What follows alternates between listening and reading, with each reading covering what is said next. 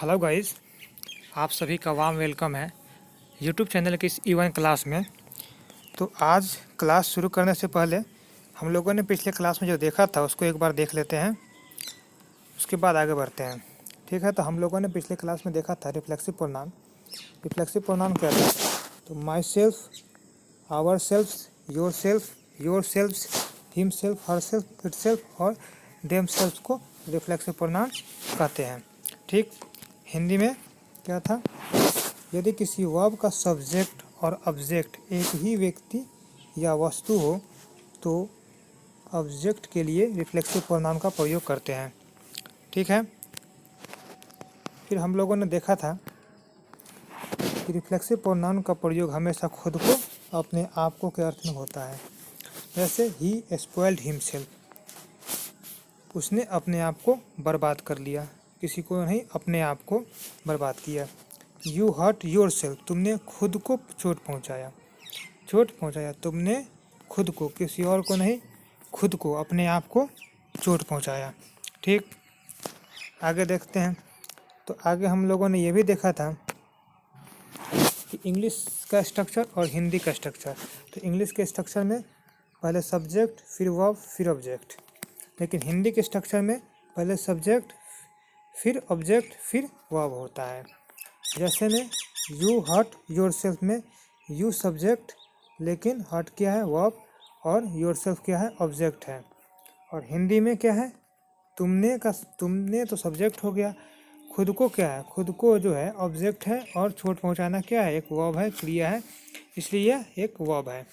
फिर हमने लोगों ने देखा था दूसरा एग्जाम्पल कि राम इट्स मैंगो में राम सब्जेक्ट, इट्स वर्ब और मैंगो ऑब्जेक्ट है।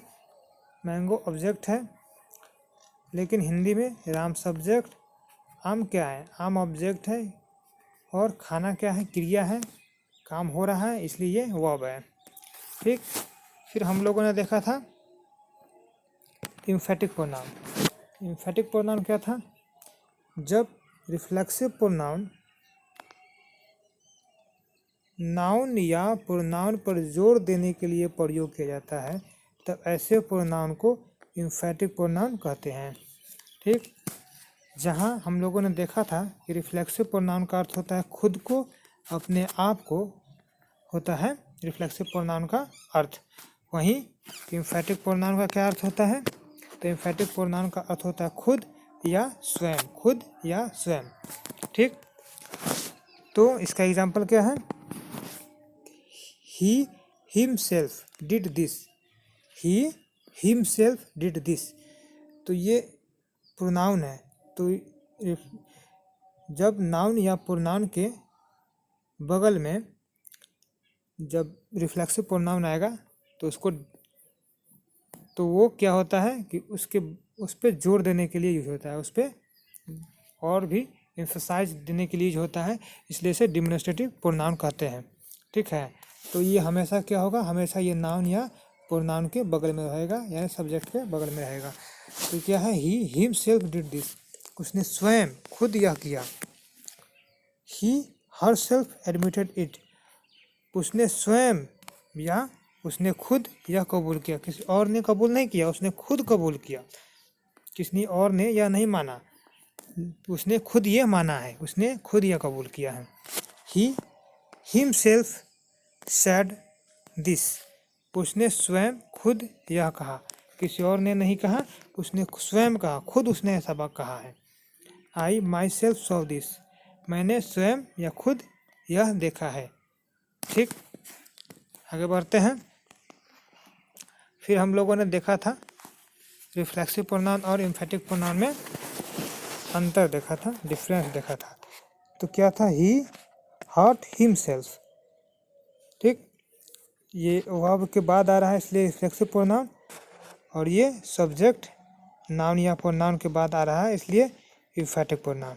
ठीक, तो ही हर्ट, ही हिमसेल्फ हर्ट, उसने स्वयं खुद चोट पहुंचाया, उसने स्वयं या खुद चोट पहुंचाया। लेकिन इसमें क्या है? उसने स्वयं को या खुद को चोट पहुंचाया, इसमें खुद पे ही काम हो रहा है, लेकिन इसमें किसी और पे काम हो रहा है कि उसने स्वयं या खुद चोट पहुंचाया। किसी और को पहुंचाया, खुद को नहीं पहुंचाया। इसी तरह से इसमें आई सेव्ड माई सेल्फ, मैंने खुद को बचाया, मैंने खुद को बचाया। लेकिन इसमें क्या है कि आई माई सेल्फ सेव्ड, मैंने खुद बचाया, मैंने उसे खुद बचाया, किसी और ने नहीं बचाया, मैंने खुद बचाया। ठीक, फिर आगे हम लोगों ने देखा था पॉजेसिव प्रोनाउन। पॉजेसिव प्रोनाउन क्या था? The pronoun which is use to denote position और ownership is called possessive pronoun. Hindi में क्या था? जिस प्रोनाउन का प्रयोग अधिकार, पोजीशन या स्वामित्व, ऑनरशिप का बोध कराने के लिए किया जाता है, ऐसे किया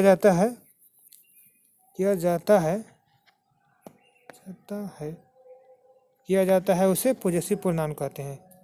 यहाँ पे थोड़ा सा कनेक्शन है, ये हो गया है, मिसप्रिंट है, उसको बना लीजिएगा।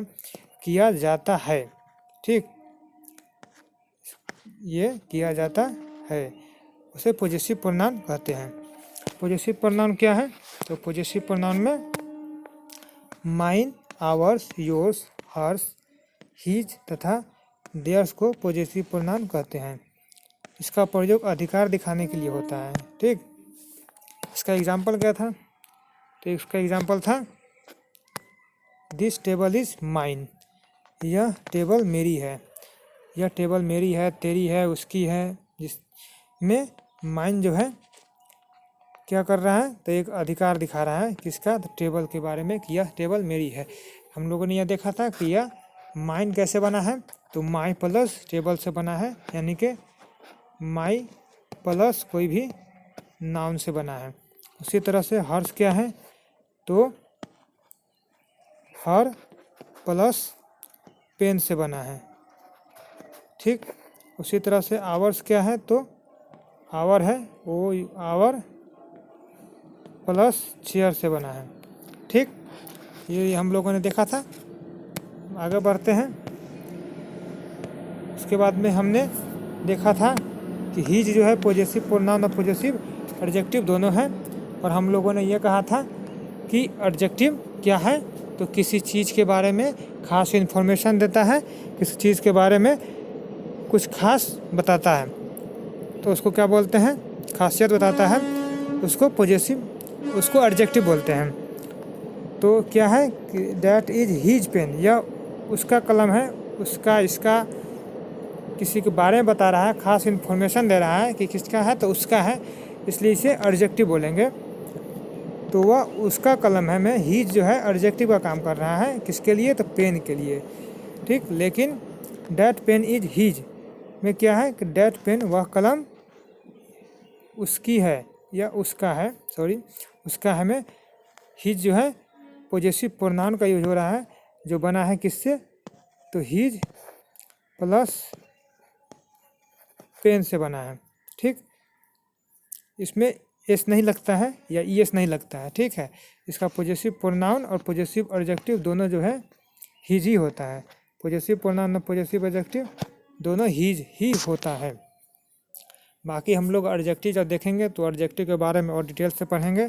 ठीक है, आगे बढ़ते हैं। अब हम लोगों ने यहाँ से पढ़ना है कि डिमोन्स्ट्रेटिव प्रोनाउन। डिमोन्स्ट्रेटिव प्रोनाउन क्या है?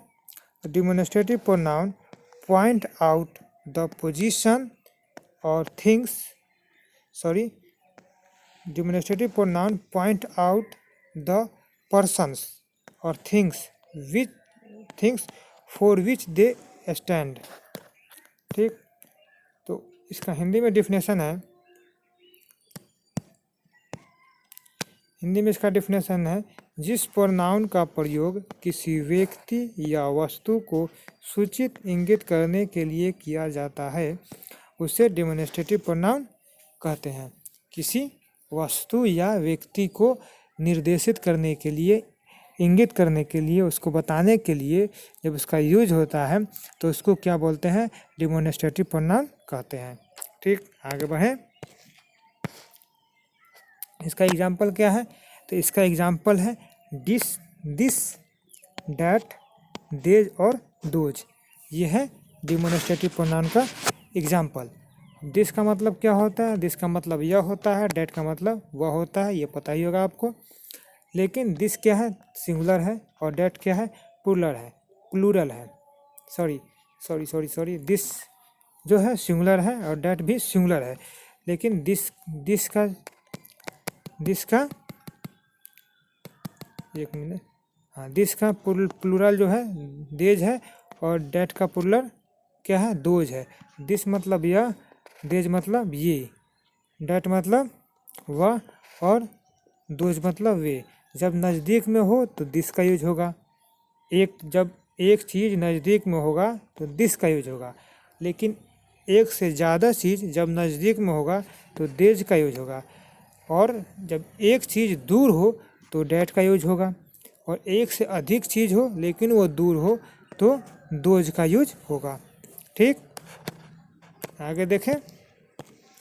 अब इसका एग्जाम्पल है, तो क्या है कि दिस इज अ बैग, यह एक थैला है। में सामान यानी कि जो चीज़ है, थैला है, नज़दीक में है, इसलिए दिस का यूज हुआ है।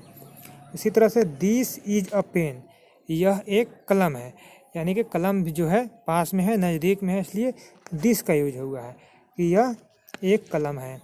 उसी तरह से डैट इज अ बॉय, वह एक लड़का है। वह एक लड़का में जो है, वह जो है दूर है, लड़का दूर है, इसलिए डैट का यूज हुआ है। इसी तरह से डैट इज अ पेन में पेन जो है दूर है, इसलिए डैट का यूज हुआ है। उसी तरह से देज आर एप्पल्स, ये क्या है, सेब, ये सेब हैं, में नज़दीक में है लेकिन बहुत सारा है, इसलिए देज का यूज हुआ है। उसी तरह से देज आर पेन्स में पेन्स जो है नज़दीक में है लेकिन बहुत सारे पेन हैं, इसलिए देज का यूज हुआ है। इसलिए दोज आर बनानाज में जो है केले जो हैं दूर हैं और बहुत सारे हैं, इसलिए दोज का यूज हुआ है। इसलिए दोज आर पेन्स में पेन जो है बहुत सारे हैं लेकिन दूर है, इसलिए दोज का यूज हुआ है। ठीक, यहाँ तक समझ गए। आगे बढ़ें। तो अगला है इंट्रोगेटिव प्रोनाउन। इंट्रोगेटिव प्रोनाउन क्या है, तो इंट्रोगेटिव प्रोनाउन का डिफिनेशन है इंग्लिश में, the pronoun which is use to ask a question is called an interrogative pronoun. Hindi में इसको क्या कहेंगे कि जिस प्रोनाउन का प्रयोग प्रश्न पूछने के लिए किया जाता है उसे इंट्रोगेटिव प्रोनाउन कहते हैं।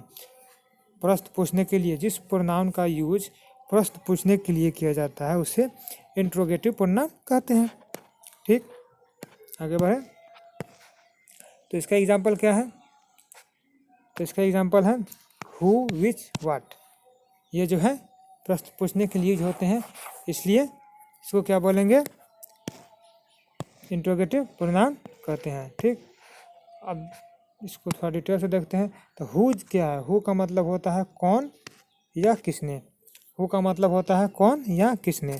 उसी तरह से विच का भी यूज क्या होता है, कौन या किसने के अर्थ में होता है। लेकिन वाट का ही क्या होता है, तो वाट का होता है मतलब क्या के अर्थ में होता है, वाट का क्या के अर्थ में होता है। अब हु जो है मनुष्य के लिए यूज होता है, आदमी के लिए यूज होता है, किसी पर्सन के लिए यूज होता है। हु का यूज होता है किसी आदमी या पर्सन के लिए, मनुष्य के लिए होता है हु का यूज। जैसे में who has written this letter, who has written this letter में हु क्या है, किसी पर्सन के लिए हो रहा है कि हु हैज़ रिटन, कौन या किसने इस लेटर को लिखा है या लिख चुका है। ठीक, आगे बढ़ें। और विच जो है, विच का यूज मनुष्य के लिए या वस्तु के लिए, दोनों के लिए होता है। यानी कि विच जो है पर्सन और थिंग दोनों के लिए यूज होता है। एग्जाम्पल में है which of the pens do you want, और दूसरा है which of the student are absent में यहाँ पेन के लिए विच का यूज हुआ है और यहाँ स्टूडेंट के लिए विच का यूज हुआ है। तो यहाँ पे थिंक है, कोई सामान है थिंग, उसके लिए विच यूज हुआ है, लेकिन यहाँ पे कोई पर्सन है उसके लिए जो है विच का यूज हुआ है। तो which of the students are absent, यानी कि स्टूडेंटों में से कौन सा स्टूडेंट अब्सेंट है। ठीक, आगे बढ़े और आगे है वाट। वाट का यूज क्या होता है? तो वाट का यूज पर्सन के लिए और थिंग दोनों के लिए होता है। ठीक, तो क्या है? वाट इज़ योर फादर, तुम्हारे पिता क्या है। ठीक, तुम्हारे पिता क्या है, हो गया। तो अगर सेशन पसंद आया तो लाइक कीजिए, सब्सक्राइब कीजिए और शेयर कीजिए। ठीक, इसके अगला क्लास आगे पढ़ेंगे।